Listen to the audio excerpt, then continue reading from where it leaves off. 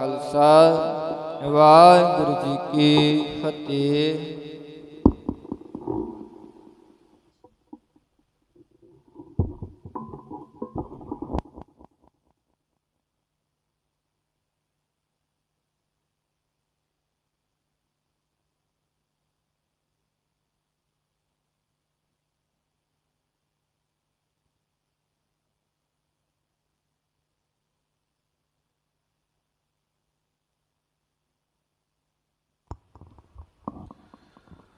Waheguru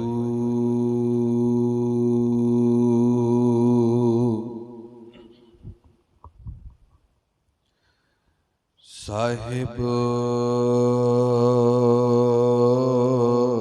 JIO.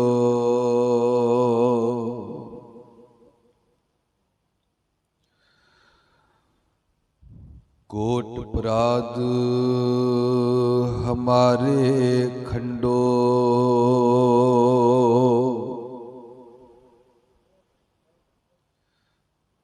ਅਨਕ ਵਿਧੀ ਸਮਝਾਵੋ।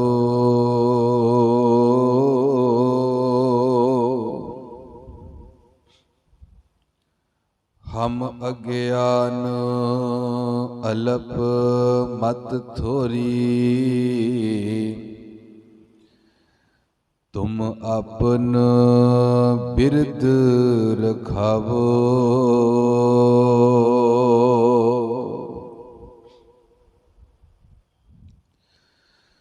ਤੁਮਰੀ ਸ਼ਰਨ ਤੁਮਾਰੀ ਆਸਾ,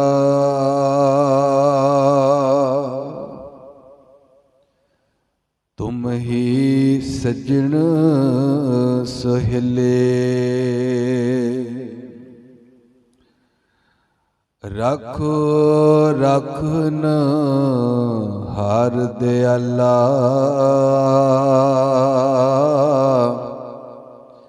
ਨਾਨਕ ਕਰ ਕੇ ਗੋਲੇ।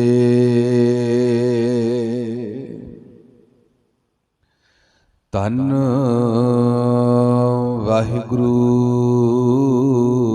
ਸਾਹਿਬ ਜੀਓ। ਟੋਡੀ ਮਹਿਲਾ ਪੰਜਵਾਂ। ਹਰ ਬਿਸਰਤ ਸਦਾ ਖੁਆਰੀ, ਤਾਕੋ ਧੋਖਾ ਕਹਾਂ ਬਿਆਪੈ, ਜਾਕੋ ਓਟ ਤੁਹਾਰੀ। ਰਹਾਓ ਹਰ ਬਿਸਰਤ ਸਦਾ ਖੁਆਰੀ, ਤਾਕੋ ਧੋਖਾ ਕਹਾਂ ਬਿਆਪੈ, ਜਾਕੋ ਓਟ ਤੁਹਾਰੀ। ਰਹਾਓ ਬਿਨ ਸਿਮਰਨ ਜੋ ਜੀਵਨ ਬਲਨਾ,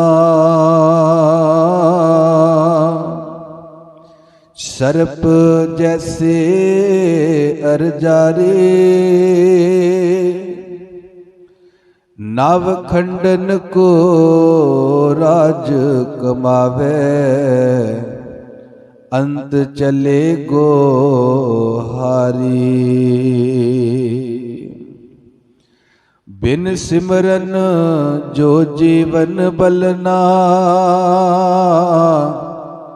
ਸਰਪ ਜੈਸੇ ਅਰਜਾਰੀ।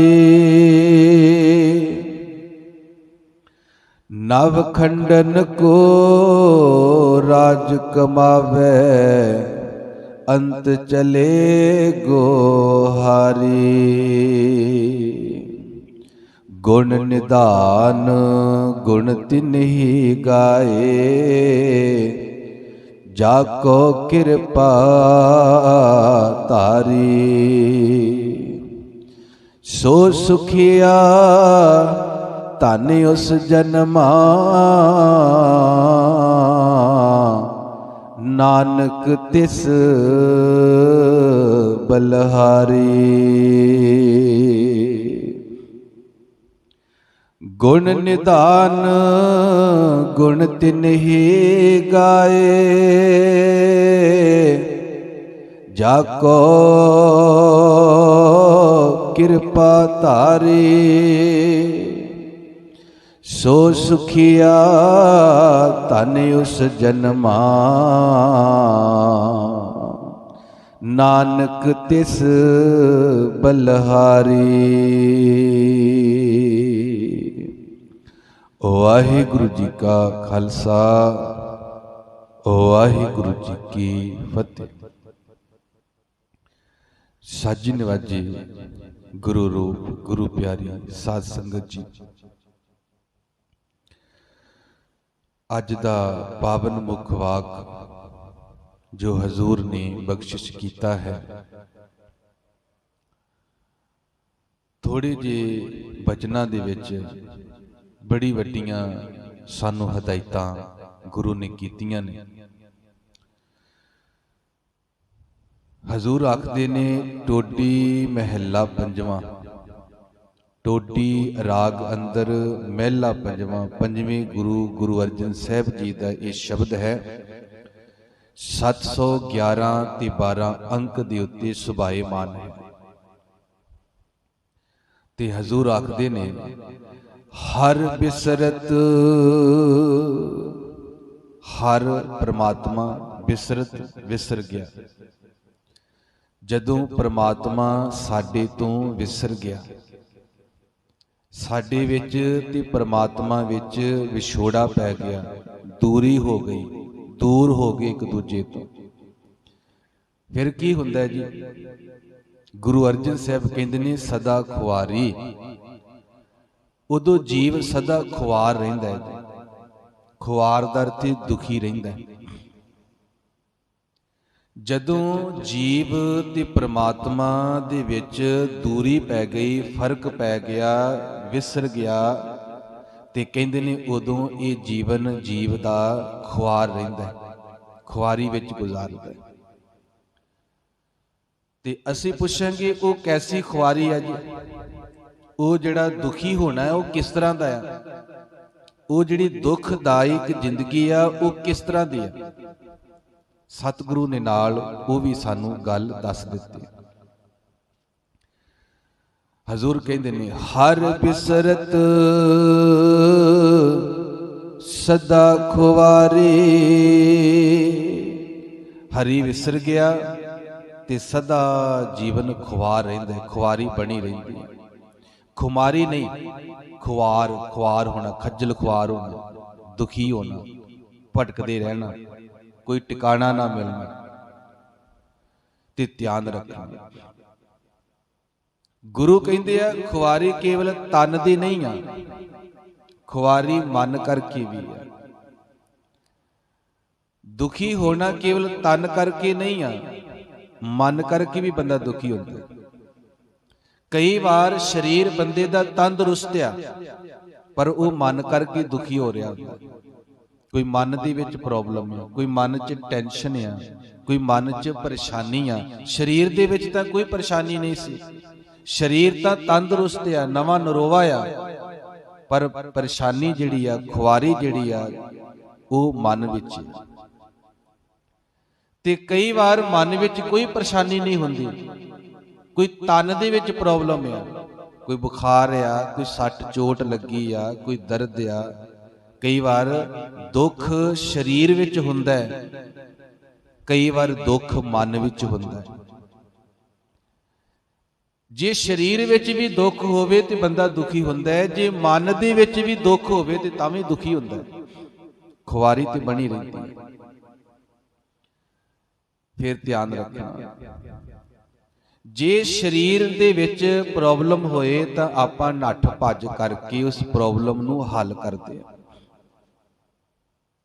ਪਰ ਜੇ ਸਾਡੇ ਮਨ ਦੇ ਵਿੱਚ ਕੋਈ ਪ੍ਰੋਬਲਮ ਹੋਏ ਤੇ ਅਸੀਂ ਨੱਠ ਭੱਜ ਨਹੀਂ ਕਰਦੇ, ਜੇ ਕਰਦੇ ਹਾਂ ਤਾਂ ਸਾਨੂੰ ਪਤਾ ਨਹੀਂ। ਅੱਜ ਟੈਨਸ਼ਨ ਆ, ਟੈਨਸ਼ਨ ਤੋਂ ਜੇ ਟੈਨਸ਼ਨ ਲਗਾਤਾਰ ਰਵੇ ਨਾ ਸਾਧ ਸੰਗਤ, ਡਿਪਰੈਸ਼ਨ ਬਣ ਜਾਂਦਾ ਹੈ। ਡਿਪਰੈਸ਼ਨ ਤੋਂ ਬਾਅਦ ਕਈ ਵੱਡੀਆਂ ਵੱਡੀਆਂ ਮਾਨਸਿਕ ਬਿਮਾਰੀਆਂ ਹੋਣ ਦਾ ਖਦਸ਼ਾ ਆ, ਡਰ ਆ। ਉਹਨੂੰ ਫੋਬੀਆ ਹੋ ਸਕਦਾ ਹੈ, ਐਨਜ਼ਾਈਟੀ ਹੋ ਸਕਦੀ ਹੈ। ਤੇ ਜਦੋਂ ਮਨ ਦੇ ਵਿੱਚ ਡਿਪਰੈਸ਼ਨ ਤੋਂ ਬਾਅਦ ਕੋਈ ਪ੍ਰੋਬਲਮ ਆ ਗਈ ਨਾ, ਤੇ ਉਹ ਇੰਜ ਲੱਗਦਾ ਵੀ ਜਿਵੇਂ ਸਰੀਰਕ ਹੀ ਪ੍ਰੋਬਲਮ ਹੈ। ਹੁਣ ਡਿਪਰੈਸ਼ਨ ਬਹੁਤ ਵੱਡੀ ਬਿਮਾਰੀ ਆ, ਪਰ ਹੈ ਬਿਮਾਰੀ ਨਹੀਂ ਹੈ। ਫੋਬੀਆ ਬਹੁਤ ਵੱਡੀ ਬਿਮਾਰੀ ਆ, ਪਰ ਇਹ ਬਿਮਾਰੀ ਹੈ ਹੀ ਨਹੀਂ, ਪਰ ਬਿਮਾਰੀ ਤੋਂ ਘੱਟ ਨਹੀਂ। ਇਹ ਮਾਨਸਿਕ ਪ੍ਰੋਬਲਮਾਂ ਨੇ ਸਾਧ ਸੰਗਤ, ਤੇ ਧਿਆਨ ਰੱਖਣਾ ਇਹ ਮਨ ਦੀਆਂ ਜਿਹੜੀਆਂ ਪ੍ਰੋਬਲਮਾਂ ਨੇ ਉਹਨਾਂ ਦੇ ਬਾਰੇ ਸਾਨੂੰ ਪਤਾ ਨਹੀਂ ਆ ਵੀ ਇਹ ਹੱਲ ਕਿਵੇਂ ਹੋਣਗੇ। ਨਾ ਸਾਨੂੰ ਗਾਈਡ ਕੀਤਾ ਗਿਆ, ਨਾ ਸਾਨੂੰ ਸਮਝਾਇਆ ਗਿਆ, ਨਾ ਅਸੀਂ ਯਤਨ ਕੀਤਾ। ਪਰ ਹੁਣ ਗੁਰੂ ਕਹਿੰਦੇ ਆ, ਆ ਜਾਓ ਮੇਰੇ ਕੋਲ, ਮੈਂ ਤੁਹਾਨੂੰ ਦੱਸਦਾ। ਮਨ ਦੇ ਵਿੱਚ 5 ਦੁਸ਼ਮਣ ਬੈਠੇ ਆ ਸਾਡੇ ਜੀ। ਸਾਡੇ ਮਨ ਵਿੱਚ ਸਾਡੇ 5 ਦੁਸ਼ਮਣ ਬੈਠੇ ਆ। ਕਾਮ, ਕ੍ਰੋਧ, ਲੋਭ, ਮੋਹ ਤੇ ਹੰਕਾਰ। ਜੇ ਅਸੀਂ ਇਹਨਾਂ ਨੂੰ ਕਾਬੂ ਕਰ ਲਿਆ ਨਾ ਸਾਧ ਸੰਗਤ, ਤੇ ਮਾਨਸਿਕ ਪ੍ਰੋਬਲਮ ਕੋਈ ਆਣੀ ਨਹੀਂ ਆ, ਕੋਈ ਹੋਵੇਗੀ ਨਹੀਂ। ਡਾਕਟਰ ਕੋ ਜਾਣ ਦੀ ਲੋੜ ਹੀ ਨਹੀਂ, ਬਸ ਇਹਨਾਂ 5 ਨੂੰ ਕਾਬੂ ਕਰਨਾ। ਜਿੰਨੇ ਕਰ ਲਿਆ ਉਹ ਜਿੱਤ ਗਿਆ ਜੀ, ਉਹਨੂੰ ਕੋਈ ਮਨ ਦੀ ਪ੍ਰੋਬਲਮ ਨਹੀਂ ਹੋਏਗੀ। ਉਹ ਮਨ ਜੀਤੇ ਜਗ ਜੀਤ, ਉਹ ਤੇ ਮਨ ਨੂੰ ਜਿੱਤਣ ਵਾਲਾ, ਜਗਤ ਨੂੰ ਜਿੱਤਣ ਵਾਲਾ ਬਣ ਗਿਆ। ਇਹਨਾਂ ਨੂੰ ਚੋਰ ਵੀ ਕਿਹਾ ਹੈ, ਇਹਨਾਂ ਨੂੰ ਲੁਟੇਰੇ ਵੀ ਕਿਹਾ ਹੈ, ਇਹਨਾਂ ਨੂੰ ਠੱਗ ਵੀ ਕਿਹਾ ਜੀ। ਇਹ ਜਿਹੜੇ 5 ਨੇ, ਇਹਨਾਂ ਨੂੰ ਠੱਗ ਵੀ ਕਿਹਾ। ਤੇ ਗੁਰੂ ਪਾਤਸ਼ਾਹ ਮਹਾਰਾਜ ਕਹਿੰਦੇ ਨੇ, ਇਸ ਦੇਹੀ ਅੰਦਰ 5 ਚੋਰ ਵਸੇ। ਇਹ 5 ਚੋਰ ਵਸਦੇ ਨੇ ਜੀ। ਸਤਿਗੁਰੂ ਕਿਹੜੇ? ਗੁਰੂ ਕਹਿੰਦੇ ਨੇ ਕਾਮ, ਕ੍ਰੋਧ, ਲੋਭ, ਮੋਹ, ਅਹੰਕਾਰਾ। ਸਤਿਗੁਰੂ ਇਹ 5 ਚੋਰ ਕੀ ਕਰਦੇ ਆ? ਗੁਰੂ ਕਹਿੰਦੇ ਨੇ ਅੰਮ੍ਰਿਤ ਲੁੱਟੇ। ਤੇਰੇ ਵਿੱਚੋਂ ਅੰਮ੍ਰਿਤ ਲੁੱਟਦੇ ਪਏ ਨੇ। ਉਹ ਕਿਹੜਾ ਅੰਮ੍ਰਿਤ ਹੈ ਜੀ ਭਲਾ? ਚੰਗਿਆਈਆਂ ਦਾ, ਚੰਗਿਆਈਆਂ ਦਾ। ਕਿਉਂਕਿ ਕਾਮ, ਕ੍ਰੋਧ, ਲੋਭ, ਮੋਹ, ਹੰਕਾਰ ਕੀ ਕਰਨਗੇ? ਲੋਭ ਕੀ ਕਰੇਗਾ? ਸਾਡੇ ਕੋਲ ਸਾਨੂੰ ਲੋਭੀ ਬਣਾਏਗਾ। ਕ੍ਰੋਧ ਕੀ ਬਣਾਏ? ਕ੍ਰੋਧੀ ਬਣਾਏਗਾ। ਮੋਹ ਕੀ ਬਣਾਏਗਾ? ਲੋਭੀ ਬਣਾਏਗਾ। ਕਾਮ ਕੀ ਬਣਾਏਗਾ? ਸਾਨੂੰ ਕਾਮੀ ਬਣਾਏਗਾ। ਹੰਕਾਰ ਕੀ ਬਣਾਏਗਾ? ਸਾਨੂੰ ਹੰਕਾਰੀ ਬਣਾਏਗਾ। ਤੇ ਜਦੋਂ ਬੰਦਾ ਹੰਕਾਰੀ ਹੋ ਜਾਏ, ਲੋਭੀ ਹੋ ਜਾਏ, ਕਾਮੀ ਹੋ ਜਾਏ, ਕ੍ਰੋਧੀ ਹੋਏ, ਤੇ ਕੀ ਕਰੇਗਾ? ਬੁਰਾਈਆਂ ਹੀ ਕਰੇਗਾ। ਤੇ ਜਦੋਂ ਬੰਦਾ ਬੁਰਾਈਆਂ ਕਰੇਗਾ ਤੇ ਚੰਗਿਆਈਆਂ ਬੜੀਆਂ ਦੂਰ ਰਹਿ ਜਾਣਗੀਆਂ, ਉਹ ਚੰਗਿਆਈਆਂ ਨਹੀਂ ਕਰੇਗਾ। ਇਸ ਲਈ ਚੰਗਿਆਈਆਂ ਨੂੰ ਇਹ ਲੁੱਟਦੇ ਆ, ਇਹ ਚੰਗੇ ਗੁਣਾਂ ਨੂੰ ਸਾਡੇ ਅੰਦਰੋਂ ਲੁੱਟਦੇ ਆ। ਤੇ ਗੁਰੂ ਪਾਤਸ਼ਾਹ ਕਹਿੰਦੇ ਨੇ ਅੰਮ੍ਰਿਤ ਲੁੱਟੇ ਮਨ ਮੁਖ ਨਹੀਂ ਬੁੱਝੈ, ਕੋਈ ਨਾ ਸੁਣੇ ਪੁਕਾਰਾ। ਤੇ ਕਹਿੰਦੇ ਜਦੋਂ ਇਹ ਅੰਦਰੋਂ ਚੰਗਿਆਈਆਂ ਲੁੱਟ ਰਹੇ ਨੇ, ਬੰਦੇ ਨੂੰ ਪਤਾ ਨਹੀਂ ਲੱਗ ਰਿਹਾ, ਤੇ ਨਾ ਹੀ ਜੇ ਲੱਗ ਜਾਵੇ ਤੇ ਕੋਈ ਪੁਕਾਰ ਸੁਣਨ ਵਾਲਾ ਨਹੀਂ।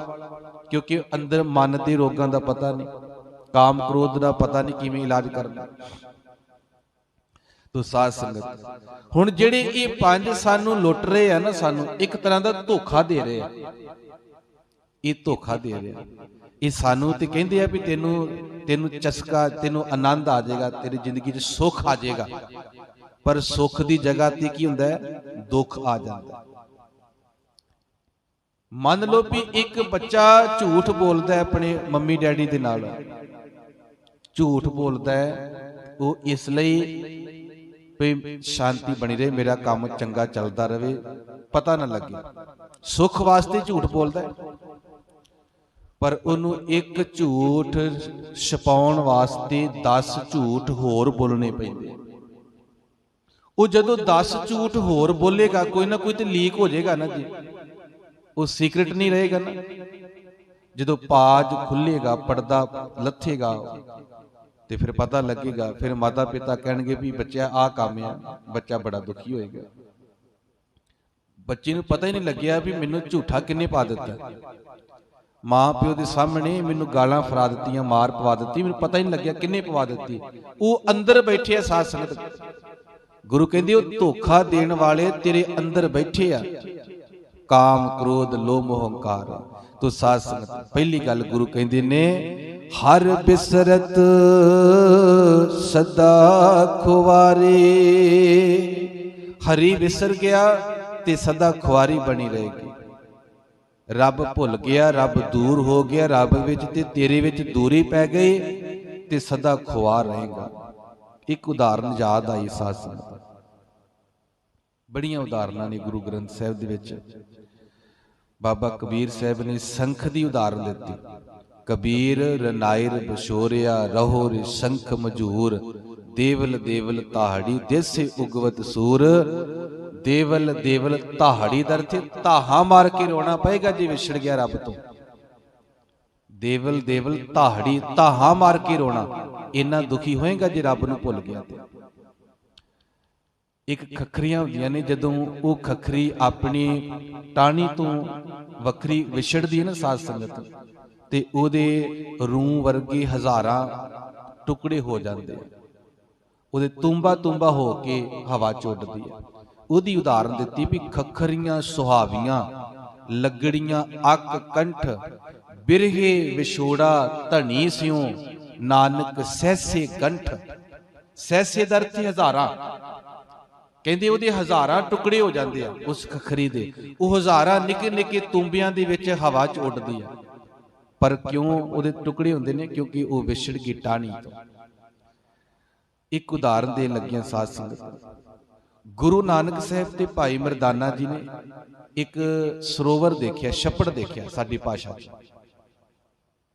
ਦਿੱਲੀ ਤੋਂ ਪਰੇ ਚਲੇ ਜਾਈਏ ਤੇ ਉਹਨੂੰ ਪੋਖਰ ਬੋਲਦੇ ਆ, ਪੋਖਰ। ਛੱਪੜ ਨੂੰ ਪੋਖਰ ਵੀ ਬੋਲ ਦਿੰਦੇ ਨੇ, ਤਲਾਬ ਵੀ ਬੋਲ ਦਿੰਦੇ ਨੇ, ਸਰੋਵਰ ਵੀ ਬੋਲ ਦਿੰਦੇ, ਪਰ ਅਸੀਂ ਸਰੋਵਰ ਗੁਰੂ ਘਰਾਂ ਨਾਲ ਜਿਹੜੇ ਨੇ ਉਹਨਾਂ ਨੂੰ ਬੋਲਦੇ। ਉਹ ਛੱਪੜ ਦੇਖਿਆ, ਗੁਰੂ ਨਾਨਕ ਸਾਹਿਬ ਮਹਾਰਾਜ ਕਹਿੰਦੇ ਨੇ ਭਾਈ ਮਰਦਾਨਾ ਜੀ ਦੇਖ ਆ ਜਿਹੜਾ ਛੱਪੜ ਆ, ਇਹ ਤੇ ਕਿਨਾਰਿਆਂ ਦੇ ਉੱਤੇ ਕਿੰਨੀ ਪਿਆਰੀ ਹਰੀ ਹਰੀ ਘਾਹ ਵਾ, ਇਹਦਾ ਪਾਣੀ ਕਿੰਨਾ ਸਾਫ਼ ਹੈ, ਚਿੱਟਾ, ਇਹਦਾ ਪਾਣੀ ਮੈਲਾ ਨਹੀਂ ਹੈ। ਇਹਦੇ ਵਿੱਚ ਕਮਲ ਦੇ ਫੁੱਲ ਵੇਖ ਕਿੰਨੀਆਂ ਸੋਹਣੀਆਂ ਉਡਾਰੀਆਂ ਮਾਰਦੇ ਆ, ਕਿੰਨੇ ਸੋਹਣੇ ਲੱਗ ਰਹੇ ਆ। ਤੇ ਕਮਲ ਦੇ ਫੁੱਲਾਂ ਦੇ ਉੱਤੇ ਜਿਹੜੇ ਭਵਰੇ ਆ ਰਹੇ ਨੇ ਸੁਗੰਧੀ ਲੈਣ ਵਾਸਤੇ, ਉਹ ਉਡਾਰੀਆਂ ਮਾਰਦੇ ਨੇ ਉੱਤੇ ਉੱਤੇ, ਟਹਿਲ ਕਰ ਰਹੇ ਨੇ, ਕਿੰਨੇ ਸੋਹਣੇ ਲੱਗ ਰਹੇ। ਇਸ ਜਿਹੜਾ ਛੱਪੜ ਆ ਬੜਾ ਸੋਹਣਾ ਲੱਗ ਰਿਹਾ, ਇਹਦੇ ਕਿਨਾਰੇ ਹਰੇ ਭਰੇ ਆ, ਇਹਦਾ ਪਾਣੀ ਬੜਾ ਚਿੱਟਾ ਆ, ਸਾਫ਼ ਆ, ਸੋਨੇ ਵਰਗਾ। ਇਹਦੇ ਉੱਤੇ ਕਮਲ ਦੇ ਫੁੱਲ ਤਾਰੀਆਂ ਲਗਾਉਂਦੇ ਬੜੇ ਵਧੀਆ ਲੱਗ ਰਹੇ ਆ। ਕਮਲ ਦੇ ਫੁੱਲਾਂ ਦੇ ਉੱਤੇ ਸਰੋਵਰ ਉੱਤੇ ਭਵਰੇ ਜਿਹੜੇ ਨੇ ਉਹ ਭਵਾਟੀਆਂ ਲੈ ਰਹੇ ਨੇ, ਭਵਰੇ ਆ ਕੇ ਇੱਧਰ ਉੱਧਰ ਉੱਡ ਰਹੇ ਨੇ, ਉਹ ਵੀ ਬੜੇ ਸੋਹਣੇ ਲੱਗ ਰਹੇ ਆ। ਇਹ ਸਰੋਵਰ ਬੜਾ ਸੋਹਣਾ। ਗੁਰੂ ਨਾਨਕ ਸਾਹਿਬ ਤੇ ਭਾਈ ਮਰਦਾਨਾ ਜੀ ਅੱਗੇ ਗਏ, ਕਈ ਦਿਨ ਬਾਅਦ ਵਾਪਸ ਆਏ। ਜਦੋਂ ਵਾਪਸ ਆਏ ਤੇ ਉਹ ਜਿਹੜਾ ਛੱਪੜ ਸੀ ਨਾ, ਉਹ ਸੋਹਣਾ ਨਾ ਰਿਹਾ। ਜਿਹੜਾ ਪਾਣੀ ਸੀ ਉਹ ਕਾਲਾ ਹੋ ਗਿਆ, ਗੰਦਾ ਜਿਹਾ ਹੋ ਗਿਆ। ਜਿਹੜੇ ਹਰੇ ਕਿਨਾਰਿਆਂ ਦੇ ਉੱਤੇ ਘਾਹ ਸੀ ਨਾ, ਹਰੀ ਹਰੀ, ਉਹ ਘਾਹ ਵੀ ਸੜ ਗਈ, ਖਰਾਬ ਹੋ ਗਈ, ਸੁੱਕ ਗਈ। ਜਿਹੜੇ ਕਮਲ ਦੇ ਫੁੱਲ ਸੀ ਉਹ ਵੀ ਸੁੱਕ ਗਏ, ਸੜ ਗਏ। ਜਿੱਥੇ ਭਵਰੇ ਆਂਦੇ ਸੀ ਉੱਥੇ ਮੱਖੀਆਂ ਮੱਛਰ ਪੈਦਾ ਹੋ ਗਿਆ, ਗੰਦੇ ਪਾਣੀ 'ਚ। ਕਮਲ ਦੇ ਫੁੱਲ ਨਾ ਰਹੇ, ਭਵਰੇ ਨਾ ਰਹੇ, ਉੱਥੇ ਮੱਖੀਆਂ ਮੱਛਰ ਆ ਗਿਆ, ਪਾਣੀ ਗੰਦਾ ਹੋ ਗਿਆ। ਜਿੱਥੋਂ ਸੁਗੰਧੀ ਆਂਦੀ ਸੀ, ਸੋਹਣੀ ਤਾਜ਼ੀ ਹਵਾ ਆਉਂਦੀ ਸੀ, ਫਰੈਸ਼ ਹਵਾ, ਉੱਥੇ ਹੁਣ ਬਦਬੂ ਆਉਣ ਲੱਗ ਪਈ। ਤੇ ਗੁਰੂ ਨਾਨਕ ਸਾਹਿਬ ਕਹਿੰਦੇ ਨੇ ਵੀ ਬੜੀ ਮੰਦੀ ਹਾਲਤ ਹੋ ਗਈ ਹੈ ਛੱਪੜ ਦੀ, ਇਹ ਤੇ ਬੜਾ ਸੋਹਣਾ ਸੀ। ਤੇ ਪੁੱਛਿਆ ਵੀ ਛੱਪੜ ਤੇਰੀ ਇਹ ਹਾਲਤ ਕਿਉਂ ਹੋਈ ਆ? ਉਹ ਛੱਪੜ ਕਹਿੰਦਾ, ਗੁਰੂ ਨਾਨਕ ਸਾਹਿਬ ਲਿਖਦੇ ਨੇ, ਛੱਪੜ ਨੇ ਜਵਾਬ ਦਿੱਤਾ ਕਿ ਮੈਂ ਆਪਣੇ ਮਾਲਕ ਤੋਂ ਵਿਛੜ ਗਿਆ, ਆ ਮੇਰੀ ਹਾਲਤ ਤਾਂ ਵਾ, ਹੁਣ ਮੈਂ ਖੁਆਰ ਹੋ ਰਿਹਾ।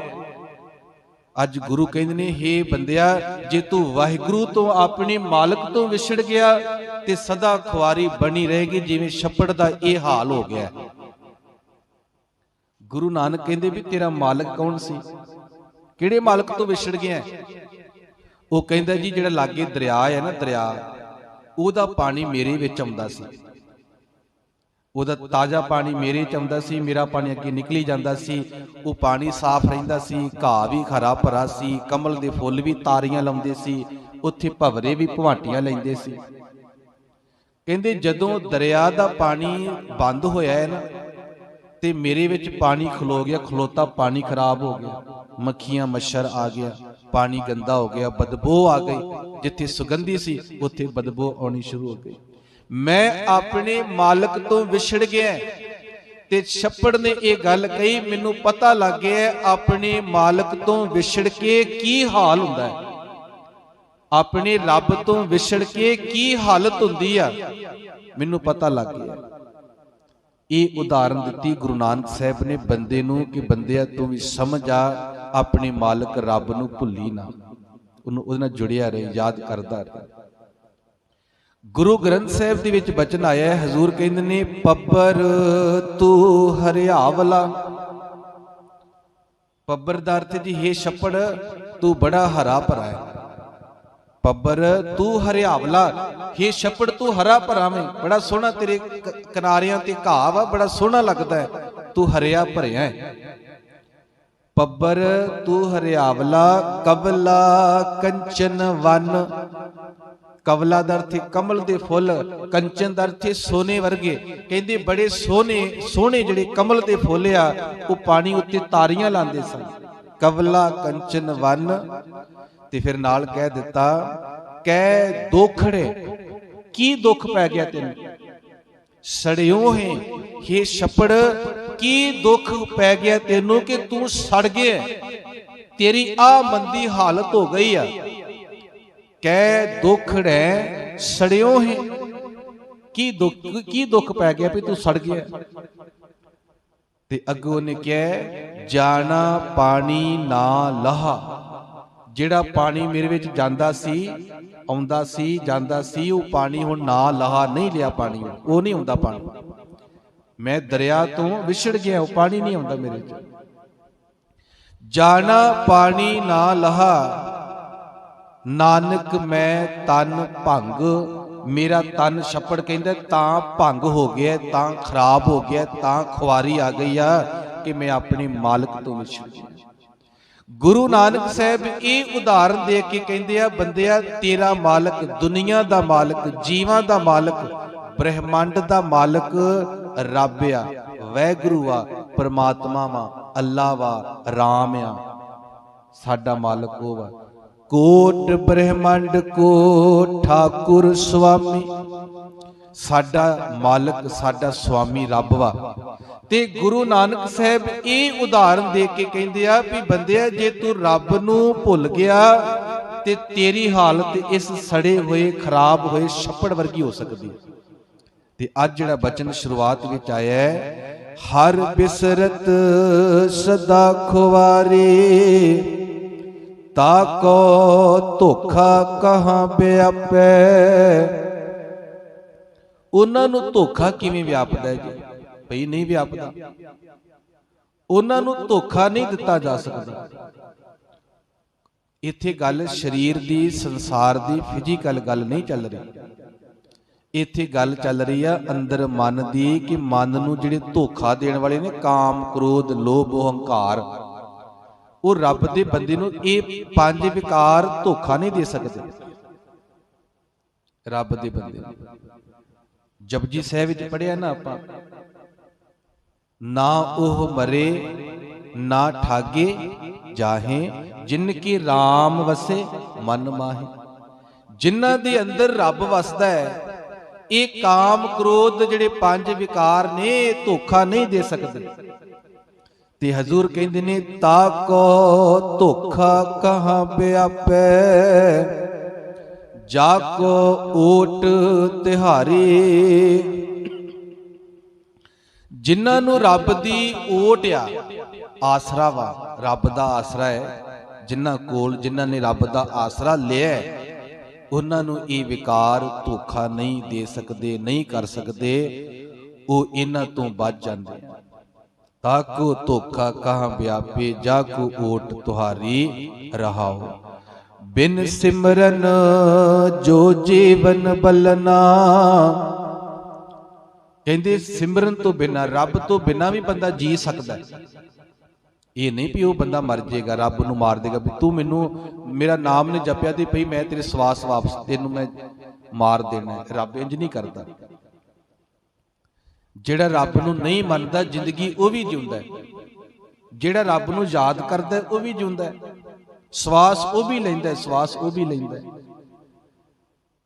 ਬਾਬਾ ਕਬੀਰ ਸਾਹਿਬ ਦੀ ਗੱਲ ਯਾਦ ਆਈ ਸਵਾਸਾਂ ਤੋਂ। ਉਹ ਕਹਿੰਦੇ ਆ, ਕਬੀਰ ਮਾਇਆ ਡੋਲਨੀ ਪਵਨ ਝਕੋਲਨ ਹਾਰ, ਸੰਤੋ ਮਾਖਨ ਖਾਇਆ ਛਾਛ ਪੀਏ ਸੰਸਾਰ। ਇਸ ਸ਼ਲੋਕ ਦੇ ਅਰਥ ਸਮਝ ਲੈਣਾ ਸਾਧ ਸੰਗਤ।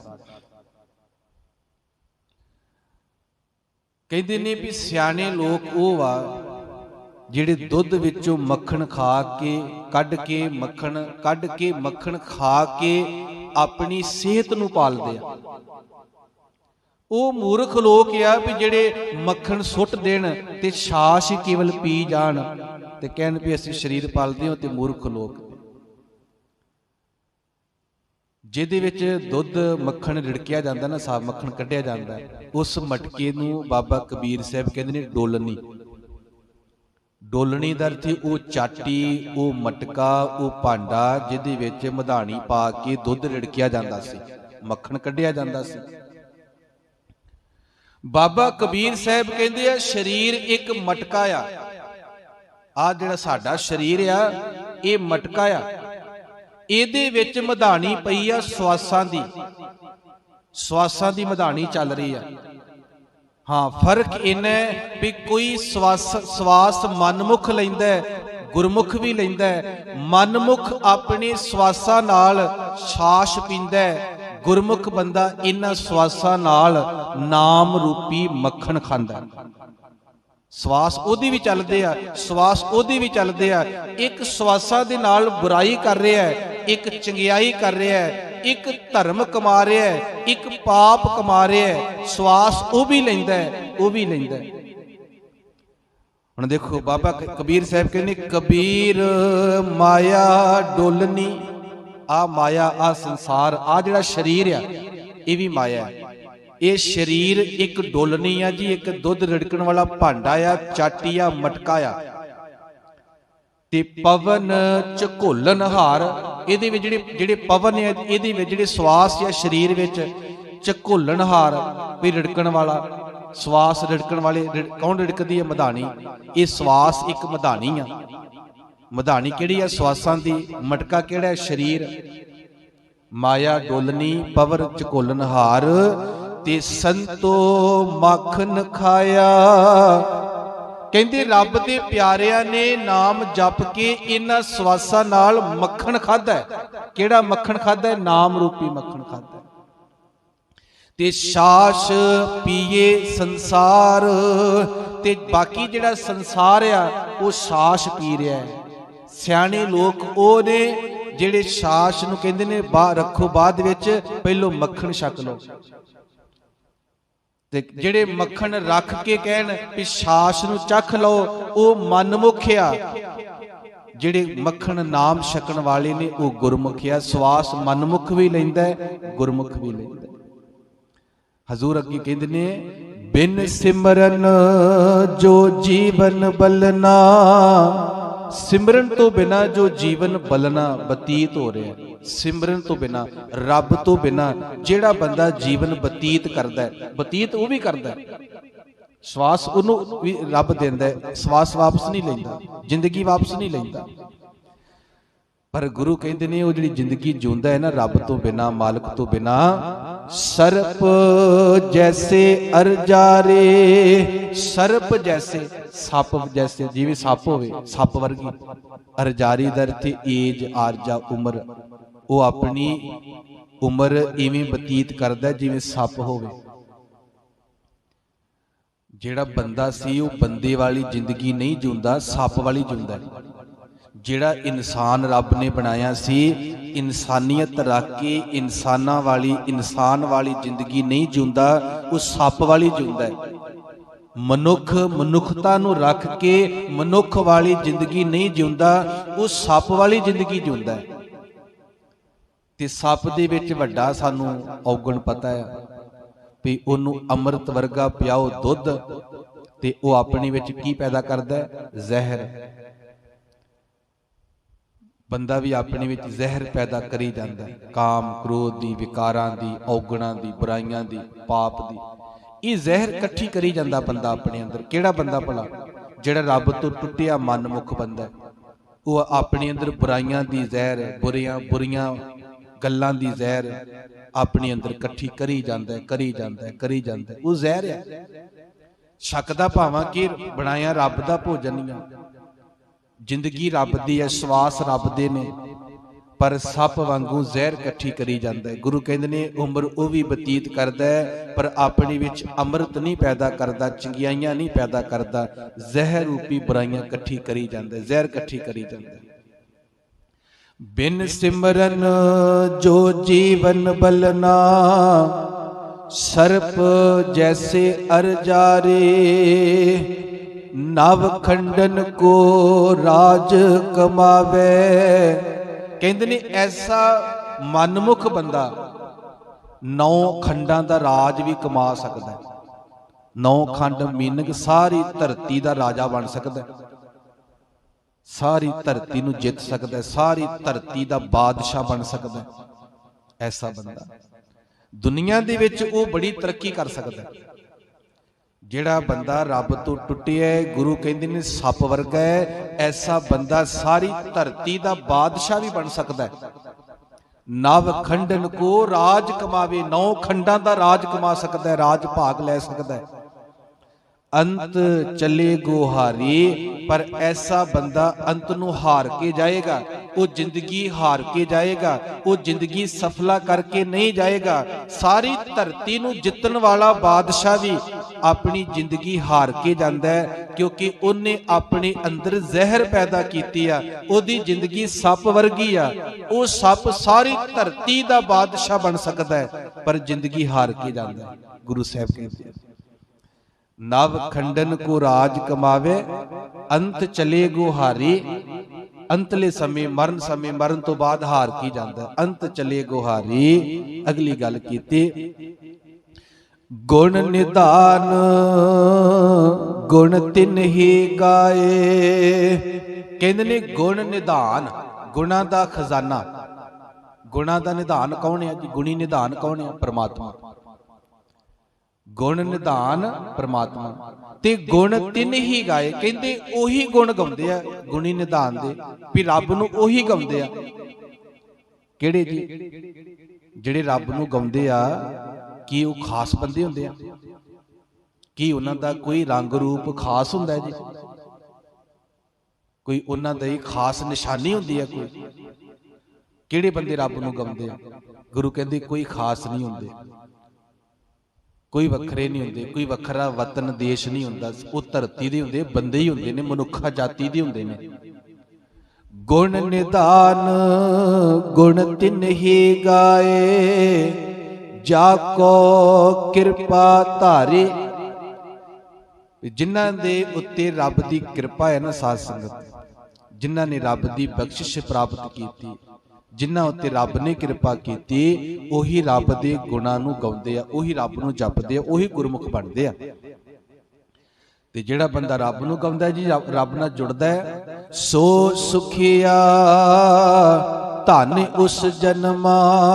ਕਹਿੰਦੇ ਉਹ ਸੁਖੀ ਆ ਤੇ ਉਹਦਾ ਜਨਮ ਧਨ ਧਨ ਆ, ਧਨਤਾ ਦੇ ਜੋਗ ਆ ਉਹਦਾ ਜਨਮ, ਉਹਦਾ ਆਇਆ ਸਫਲਾ ਹੋ ਗਿਆ। ਸੋ ਸੁਖੀਆ ਧਨ ਉਸ ਜਨਮਾ, ਨਾਨਕ ਤਿਸ ਬਲਹਾਰੇ। ਤੇ ਮੈਂ ਨਾਨਕ ਉਹਦੇ ਤੋਂ ਬਲਹਾਰੇ ਜਾਣਾ। ਹੁਣ ਦੇਖੋ ਜੀ, ਪਹਿਲੀ ਪੰਕਤੀ ਪੜ੍ਹ ਲਈਏ, ਹਰ ਬਿਸਰਤ ਸਦਾ ਖੁਆਰੀ। ਰੱਬ ਤੋਂ ਵਿਸਰ ਗਿਆ ਤੇ ਸਦਾ ਖੁਆਰੀ ਬਣੀ ਰਹੇਗੀ, ਦੁਖੀ ਰਹੇਗਾ ਬੰਦਾ। ਆਖਰੀ ਪੰਕਤੀ ਪੜ੍ਹ ਲਈਏ, ਸੋ ਸੁਖੀਆ ਧਨ ਉਸ ਜਨਮਾ, ਨਾਨਕ ਤਿਸ ਬਲਹਾਰੀ। ਜਿਹੜਾ ਰੱਬ ਨਾਲ ਜੁੜਿਆ, ਜਿਹਦੇ ਤੇ ਰੱਬ ਦੀ ਕਿਰਪਾ, ਜਿਹੜਾ ਰੱਬ ਨੂੰ ਗਾਉਂਦਾ ਹੈ ਗੁਣੀ ਨਿਧਾਨ ਨੂੰ, ਜਿਹੜਾ ਰੱਬ ਨਾਲ ਜੁੜ ਗਿਆ ਉਹ ਸੁਖੀ ਆ। ਜਿਹੜਾ ਰੱਬ ਤੋਂ ਵਿਸਰ ਗਿਆ, ਟੁੱਟ ਗਿਆ, ਉਹ ਦੁਖੀ ਆ। ਦੁਖੀ ਜ਼ਿੰਦਗੀ ਕਿਹਦੀ ਆ? ਜਿਹੜਾ ਰੱਬ ਤੋਂ ਵਿਸਰ ਗਿਆ। ਸੁਖੀ ਜ਼ਿੰਦਗੀ ਕਿਹਦੀ ਆ? ਜਿਹੜਾ ਰੱਬ ਨਾਲ ਜੁੜ ਗਿਆ। ਆਹ ਸ਼ਬਦ ਦੇ ਵਿੱਚ ਸਤਿਗੁਰੂ ਨੇ ਦੋ ਗੱਲਾਂ ਹੀ ਸਾਨੂੰ ਸਮਝਾਈਆਂ ਨੇ। ਉਹਦੇ ਨਾਲ ਜੁੜਨਾ ਸੁਖੀ ਹੋਣਾ ਹੈ, ਉਹਦੇ ਤੋਂ ਵਿਸਰ ਜਾਣਾ ਇਹ ਦੁਖੀ ਹੋਣਾ ਹੈ। ਇਹ ਅੱਜ ਦਾ ਮੁੱਖ ਵਾਕ ਜੀ। ਬੇਅੰਤ ਭੁੱਲਾਂ ਚੁੱਕਾਂ ਦੀ ਖਿਮਾ। ਫਤਿਹ ਪ੍ਰਵਾਨ ਕਰੋ। ਵਾਹਿਗੁਰੂ ਜੀ ਕਾ ਖਾਲਸਾ